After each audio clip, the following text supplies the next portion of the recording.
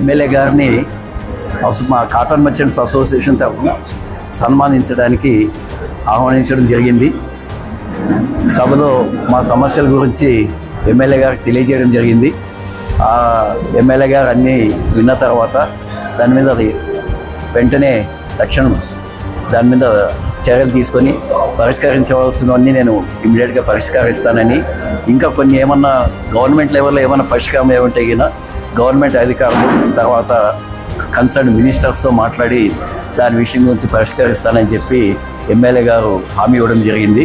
కాబట్టి ఎమ్మెల్యే గారికి ధన్యవాదాలు తెలియజేసుకుంటున్నాం. Venkatramareddy, cotton merchants association secretary, Lakshmi.